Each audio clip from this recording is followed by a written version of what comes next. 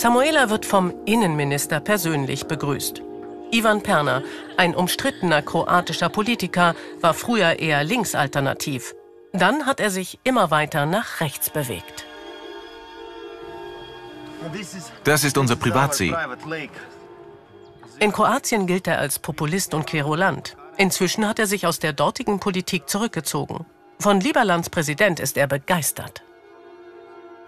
Erste Mal in meinem Leben auf Jetski, ich auf Kroatien hatte auf Donaufluss mit Präsident Jedlička. Er hat auch Schnellboot und Schiff.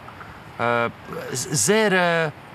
hat Geld, dieser Mann. Er sagt nicht, gebe mir Geld. Er gibt Geld. Justin Sun hat gegeben $7 Millionen für eine Banane mit Stick auf. Diese Politiker wir mochten, welche sind nicht Sozialparasiten, welche geben zu Leuten und nicht nur nehmen. Das ist, weil ich bin für Liberland.